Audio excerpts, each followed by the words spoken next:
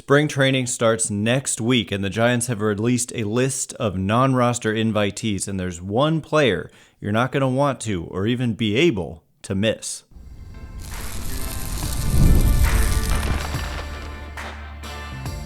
You are Locked On Giants, your daily San Francisco Giants podcast. Part of the Locked On Podcast Network, your team every day. Hello and welcome to Locked On Giants, part of the Locked On Podcast Network, where it's your team every day. My name is Ben Kaspick, and on this show we provide episodes 3 days a week for now, talking about the San Francisco Giants in a way that's data-driven and rational, but also simple, passionate, and accessible to all. I'm a former contributor for the baseball statistics and analysis websites Beyond the Box Score and Rotographs. I've been podcasting about the Giants since 2015, hosting this show for almost 6 years, and I'm a lifelong Giants fan. Thank you for making Locked On Giants your first listen every day, or 3 days a week for now, back to 5, coming up soon here in the month of February. We're free and available wherever you get your podcast, including YouTube.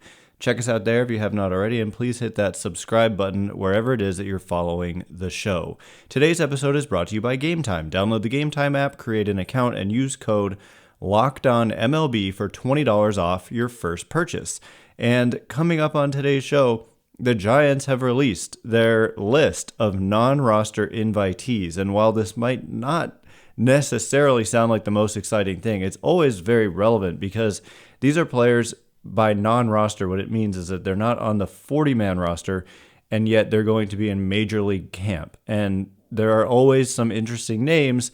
And by far, the most interesting name here for the Giants is Bryce Eldridge, the 20-year-old 6'7" Bryce Eldridge, who ranks as the Giants' number one prospect and perhaps the best position player prospect they've had in a very long time. We've kind of heard that before when we've talked about even Joey Bart, Marco Luciano, and others, but Bryce Eldridge and the things he did last year in the minor leagues was just incredible. And so he's going to be in Major League camp. He turned 20 years old in late October. So this is a young fella who's 6'7" and listed as 223 pounds. To me, he looks like he still has room to fill out, and scouts kind of think that this guy has just enormous power potential at the Major League level. So I'm going to read you the Fangraphs write-up on Bryce Eldridge and include the fact that on the 20 to 80 scouting scale, they give Eldridge an 80 future value on raw power, which is as big as it gets. They're basically saying the raw power, which is different than game power, it's kind of like batting practice power, it just cannot be better in terms of future projections for him from a scouting perspective. And it says currently the game power is 45 on the 20 to 80 scouting scale, but the future value for the game power is 70 out of 80. So that's huge. That's a huge number. So yeah, that's what we're looking at with this 20-year-old who's going to be in Major League camp. And the write-up from Eric Longenhagen, the lead prospect analyst at Fangraphs, says Eldridge is a human skyscraper at 6'7" and has some of the most exciting raw power projection in all the minors.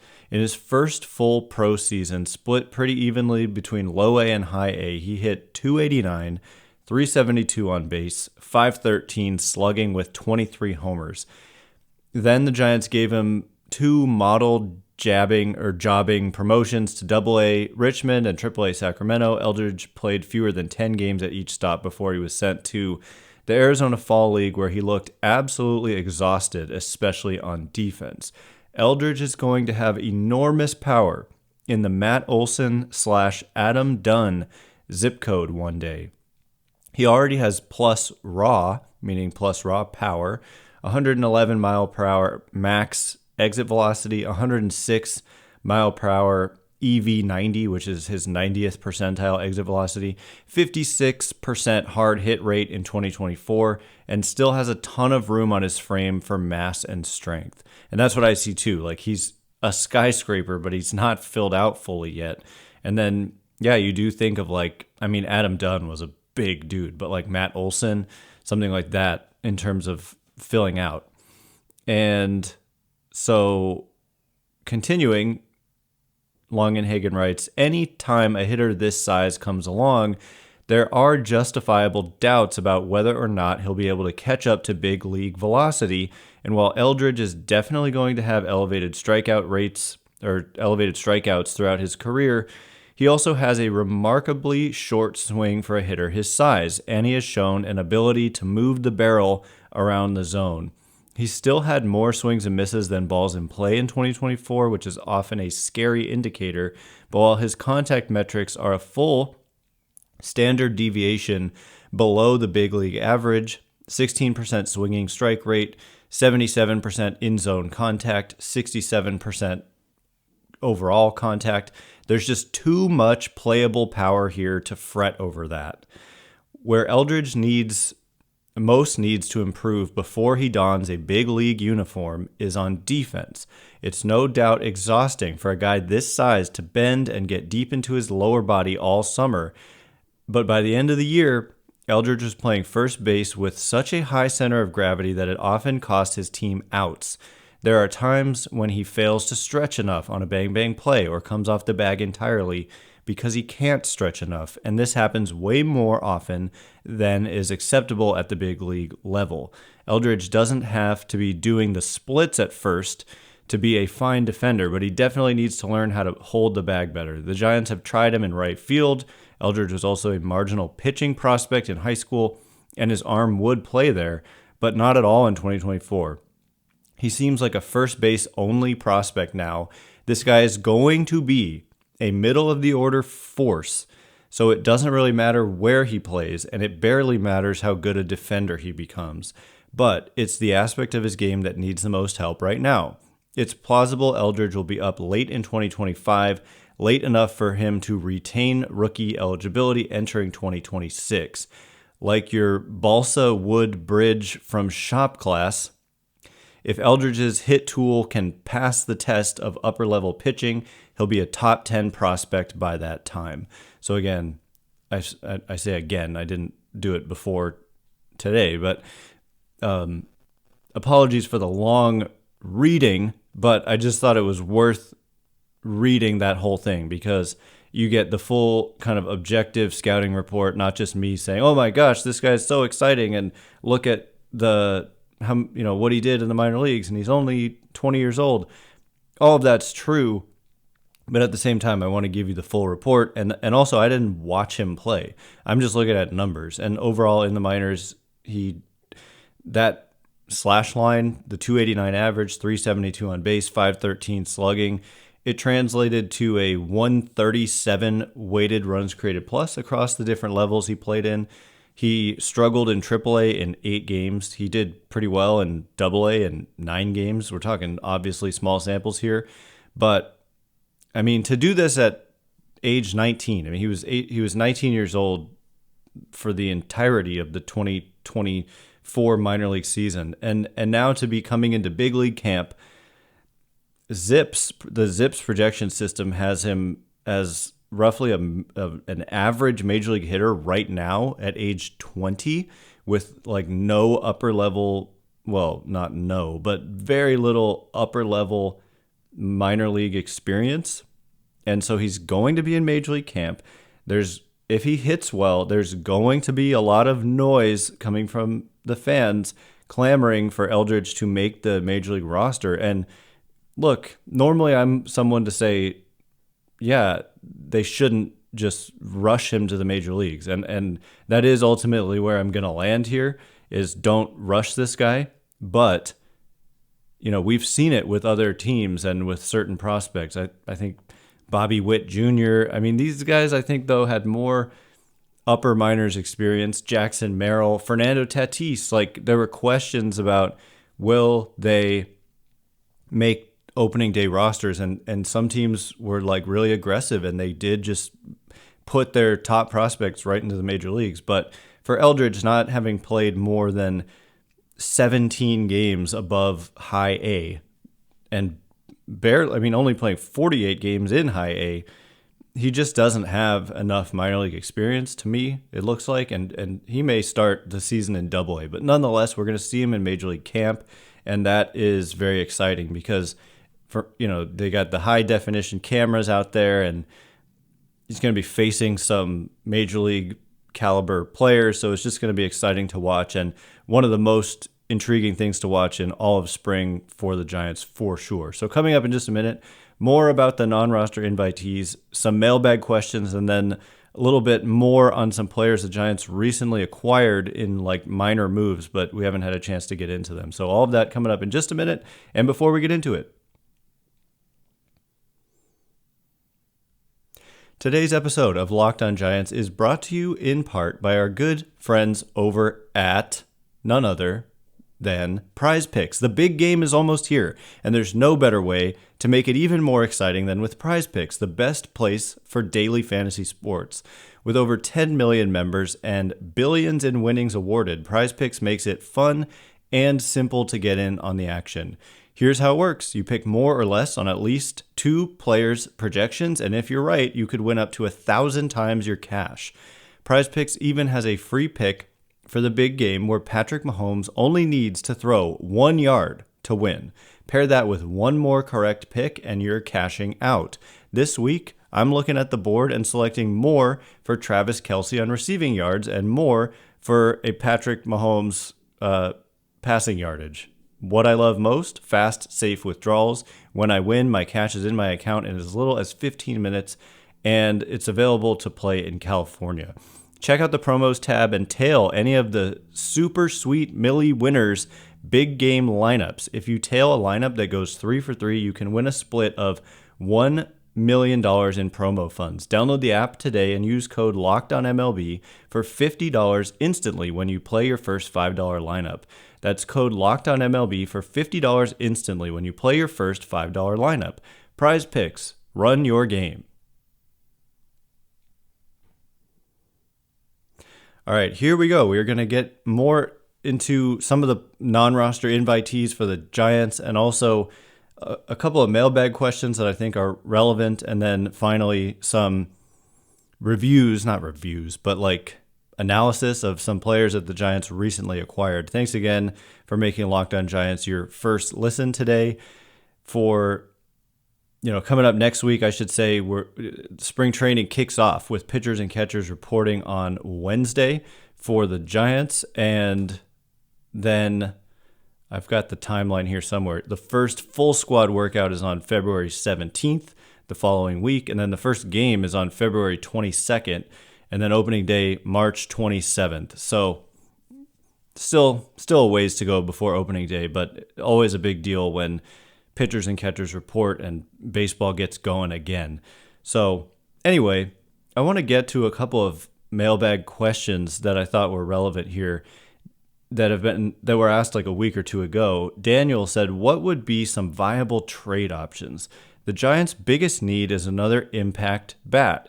If ownership really wants to not break the bank, then trading for someone who is low cost is the way to go. This team has plenty of young, desirable pitching talent to draw from.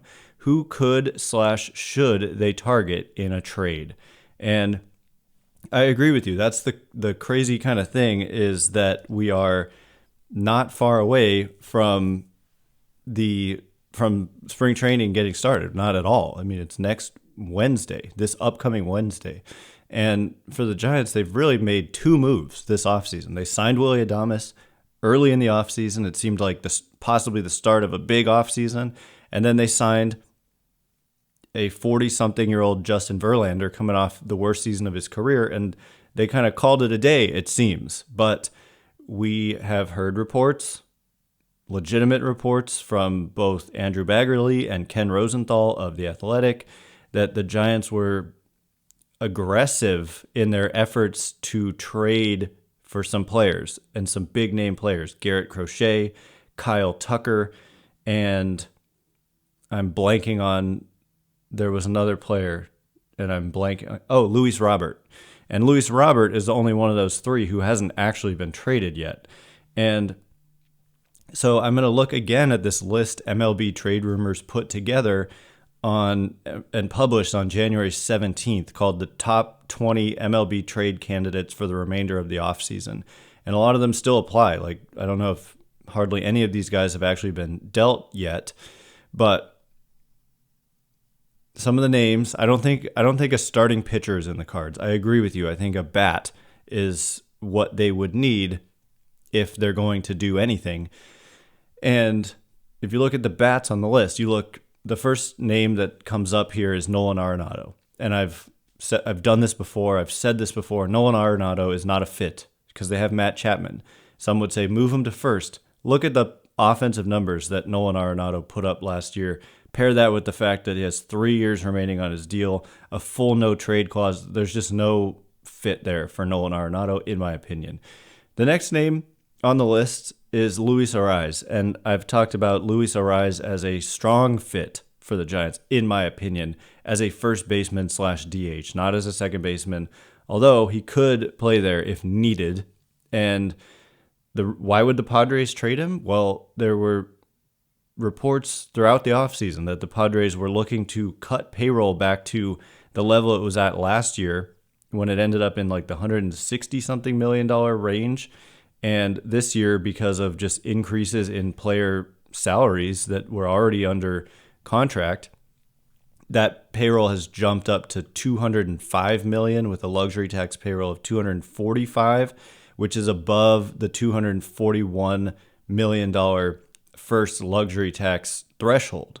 So there's a pretty solid chance they want to shed payroll, but we had AJ Preller, their president of baseball operations, out here just the other day talking about making additions. And so how do you cut payroll and make additions? Well, you may need to trade some players off your major league roster. So the Padres are in a bit of a pickle, and we discussed this yesterday, in that there were 5 projection systems in terms of projected standings released on Fangraphs, and 3 of the 5 had the Giants finishing ahead of the Padres. And if you look at their projected roster, it makes sense. There's like a stars and scrubs thing going on here. And then some players who just kind of have started to decline or underperform, like Xander Bogaerts and Jake Cronenworth and even Manny Machado to an extent. And anyway, so Luis Arráez is a very interesting hitter, unique hitter, not perfect, but potentially available and wouldn't break the bank on just the last year of his deal. I think it's like $14 million that he's owed. So he's a name. I just don't know that at this point the Padres are going to trade a player of this caliber off their roster when they're looking to make additions. But you're absolutely right in pointing out that the Giants do have plenty of young, desirable pitching to draw from. So moving on through the list that MLB Trade Rumors put together, Spencer Torkelson. I think he makes a lot of sense. Change of scenery guy, potentially. He was the number 1 overall pick by the Tigers, and they seem to be kind of pushing him aside with the acquisition of Gleyber Torres. It moved, I think they announced that second baseman Colt Keith would move to first, which makes Torkelson potentially available. And so Spencer Torkelson is the kind of player that the Giants ought to be taking a flyer on, although they do have Bryce Eldridge, but they also need, you need a DH, and Torkelson, I don't know, he's from the Bay Area, so he's definitely a guy out there who probably wouldn't cost a fortune in terms of prospect packages going back, but someone the Giants should be looking into because there's a lot of upside still. He's just really struggled, even though he was kind of a can't-miss hitting prospect. He just has missed so far. He's been below average offensively in almost 1,500 Major League plate appearances. And, yeah, probably available. 1 minor league option remaining, not a free agent until after the 2028 season. And that's if he spends the rest of his time in the major leagues. So, anyway, continuing to move on, they list LaMonte Wade Jr. next. I'm not going to obviously talk about him as a trade candidate for the Giants because he's on the Giants. They list Rhys Hoskins. I don't see that as much. I'm not sure that makes as much sense. Alec Boehm. They don't need a third baseman. Tristan Casas is a guy who makes sense. And there are reports, that the Red Sox are talking to the Cardinals about trading for Nolan Arenado and potentially moving Rafael Devers to first base? And would that open up space for Tristan Casas to be moved? And Tristan Casas would probably not come cheaply. He has huge power. He kind of reminds me of Bryce Eldridge. He's 6'5". I mean, he is also a huge dude. He's 25 years old, and he's done nothing but really hit at the major league level. The defense has been kind of rough. He's, I think, dealt with injuries. Looking at his injury track record and his games played totals, only played 63 games last year, but interesting, young, lefty power bat, and someone the Giants should certainly take a look at if he is in fact available. And I would say he's not available until and unless you see some, like Nolan Arenado acquired. Or maybe they try to move Casas before making a Nolan Arenado move. But anyway, he's someone to watch as a potential trade candidate. And continuing through the list, that's kind of the end of it. No, it's not, actually. Luis Robert is someone who I think makes a ton of sense. And in fact, the Giants were directly linked to him by Ken Rosenthal, that they tried to acquire him earlier in the offseason. And the asking price would be high. Luis Robert is an outfielder. I think the Giants have some room to add an outfielder because Mike Yastrzemski currently figures to be their opening day right fielder, and that's a spot you could afford to upgrade at for sure. And Yastrzemski is also entering the last year of his deal. He's like 35 years old. And so a 27-year-old Luis Robert, who is under team control through the 2027 season via 2 club options. He's under a guaranteed contract for this year and then 2 team options, one for 26, one for 27, at a price tag of $15 million this year and then $20 million club options for 2026 and 2027. So similar 2025 salary to Arráez. And if you can get this guy, definitely the kind of guy worth going out and getting. And by the way, for Torkelson, I don't know exactly. I'm going to look right now what his contract, what his price is. Is he still pre-arbitration? Yeah, he's making the league minimum in 2025 and then becomes arbitration eligible in entering next year. So 4 years of team control, like I said, for Torkelson. But Luis Robert makes all kinds of sense and might be the perfect combination of impact and availability. If you're talking about a White Sox team that was like the worst team in baseball history last year, and the 3-year window that he's under contract, there's no way the White Sox are going to be good during that 3-year window. And so it does make a lot of sense for the Giants, and they've been connected to him by a legitimate reporter who says that they made a legitimate effort to acquire him. The report was that Robert is now likely to enter camp before being traded. But that it wasn't that he's not likely to be traded at all. It's that he's not likely to be traded before spring training starts. So still a move that could get made at some point during camp. And of course, it could happen before camp, and it may not happen at all. And if it does happen, it may not be the Giants. But if you could offer, I don't know what exactly it would take to get Luis Robert. I'm sure they'd want you to take on all of the money, or maybe they'd want to pay down some of it to get a better return in terms of prospects coming back.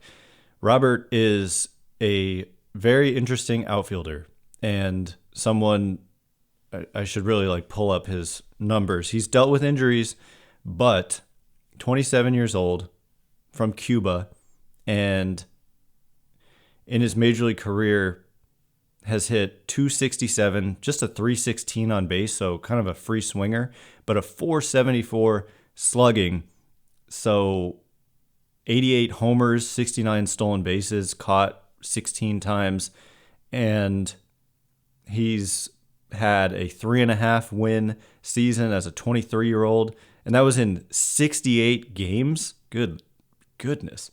And then a 5 Fangraphs WAR season in 2023, hitting 38 homers, stealing 20 bases. So, and then good defense. And we're talking in center field, where he's played the entirety of his career as a good defender out there. So I understand the appeal very much so of Luis Robert. Was limited to just 100 games in 2024, just 98 games in 2022, 68 games in 2021. So injuries have been a big problem, but the upside is very real. So coming up in just a minute, we'll look at 3 players who I just want to get into a little bit more, recently acquired by the Giants, and we haven't had the full time to discuss them, but we will in just a minute. And before we do, today's episode of Locked On Giants is brought to you in part by Game Time. There's nothing like being at a huge game in person. The energy, the crowd, the atmosphere, unforgettable. I remember being at Levi's Stadium for a big matchup, and the roar of the faithful after a huge touchdown was electric. There's just something about being in the stadium that watching at home can't match. And with just days to go until the Super Bowl, there's still time to grab last-minute tickets, whether you're heading to the big game or catching a concert or an NBA matchup in the meantime. That's where Game Time comes in. Their new feature, Game Time Picks, makes grabbing tickets easier than ever. It filters out the fluff and shows you only the best deals on great seats, so you don't have to waste time scrolling through a million options. I used Game Time Picks when I was going to the Mets and Brewers playoff game in Milwaukee. And let me tell you, the super deal option, insane value. I could see the exact view from my seat before I bought it, and the all-in pricing means no surprise fees at checkout. Plus, their on-time ticket delivery and lowest price guarantee, total peace of mind. So take the guesswork out of buying tickets with Game Time. Download the Game Time app, create an account, and use code LOCKEDONMLB for $20 off your first purchase. Terms apply. Again, that's code LOCKEDONMLB for $20 off. Download Game Time today. Last minute tickets, lowest price guaranteed. All right, here we go. We're going to get into 3 players the Giants recently acquired, and I haven't had enough time to discuss these acquisitions. Thanks again for making Locked On Giants your first listen today. We finally made it. Can't wait till next week when baseball is back and pitchers and catchers report on Wednesday. So, without further delay, I wanted to read the write-up on the player we got into yesterday that the Giants acquired in a trade. It turns out to be Luis Matos' cousin and the cousin of a former Giant, Luis Basabe. This is Osleivis Basabe, and the Giants acquired him from the Rays for cash. And I like the acquisition simply because you do end up needing to call upon depth in the season. And I gave the example yesterday of Brett Wisely playing like 145 games for the Giants over the last 2 seasons and not doing well in those games. And so it'd be nice to have another option. And you've got Casey Schmidt, you've got Brett Wisely. The thing is, Marco Luciano is no longer an infielder from everything I've heard. He's just not going to see time there anymore. And so to grab another infield player with a minor league option is a good thing. And so just the write-up on Basabe before he graduated as a prospect, which means he lost rookie eligibility, so he's no longer a prospect. So the last time he was written up on Fangraphs, this is what they said. Quote, poised to play a multi-positional infield role in the big leagues relatively soon. And by the way, this was written in before the 2023 season. Basabe makes an over-aggressive approach and high-effort swing work via his fantastic hand-eye coordination and bat control, which have made him a .316, .375 on base, .434 slugging career hitter in the minors. He takes such wild full-body hacks that sometimes he looks like he's going to face plant in the batter's box, but Basabe finds all sorts of funky ways to put the bat on the baseball, usually in the form of high infield choppers or opposite field line drives. We're talking about a 91% zone contact rate in 2022, a 70 on the 20 to 80 scouting scale.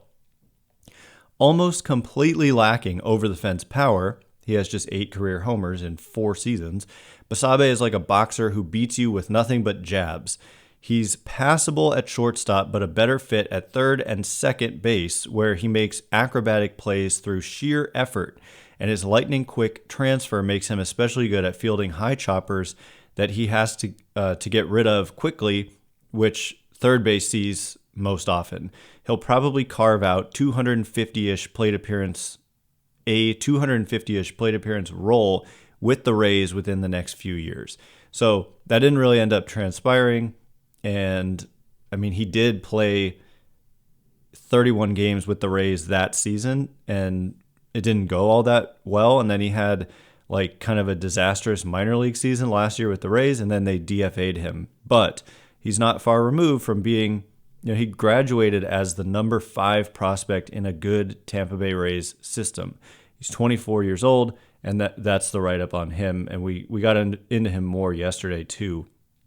So also I want to mention the Giants have signed Lou Trivino to a minor league contract, which I'm slightly confused about because he wasn't listed among their non-roster invitees, because the report is from Robert Murray of Fansided.com that the Giants signed Trivino to a minor league contract with an invitation to spring training. And so that would put you fully on the list of non-roster invitees, but he's not on there. And so my only guess is that just means that he hasn't like passed his physical yet. And so they're not going to put his name down until the deal is official. And so that's the only thing I can say. Trivino is 33 years old, and he hasn't pitched in the major league since 2022. He spent 2024 in the Yankees organization, where he pitched in just 11 games, 11 innings, and that was it. He didn't pitch in all of 2023, so I'm assuming he had Tommy John or something like that. It says he had an elbow and shoulder injury. I haven't dug into it, but he was a pretty good reliever for the A's for a number of years. He has a career ERA of 3.86 in the major leagues in 285 games, and he is a pretty heavy ground ball pitcher, 47.4% ground ball rate. Has struggled with command is kind of the biggest issue, I guess I would say. Walk rate a little bit over 10% in his major league career. Strikeout rate a healthy 24.5%, and a home runs per 9 of under 1. And so, yeah, that jives with being a ground ball pitcher. But the question is health, and he threw in front of teams, and it was reported that the Giants were one of the teams that was there, and then it was reported days or a week or two later that they had signed him to a minor league contract. So Trivino, a guy who could potentially make the Giants bullpen, and just a name to watch. And once again, we are not going to have time today to get into the player the Giants got back for Taylor Rogers, that player being, I'm always forgetting, Braxton Roxby. Just something about having 2 X's in the name makes it hard for me to, Braxton Roxby, a right-handed pitcher. I keep wanting to talk about him and keep running out of time. So next week, we will talk about Braxton Roxby in addition to anything else that comes up, hopefully some activity for the Giants, because I think there's still some moves to make, even though spring training starts in just a few days. So that is all the time we have for today. Thanks again for making Locked On Giants your first listen today. For your second listen, find Locked On MLB. Baseball guru Sully brings his daily blend of humor and baseball, keeping you updated on every rumor and story throughout the offseason. Find Locked On MLB on YouTube or wherever you listen to podcasts. Once again, my name is Ben Kaspick. Check me out on Twitter or X or Blue Sky at Ben Kaspick. It's at benkaspick.com on Blue Sky. And thanks again for making Locked On Giants your first listen today. Anyway, can't wait to be with you again next week. Thank you so much for listening today. You are now Locked On Giants.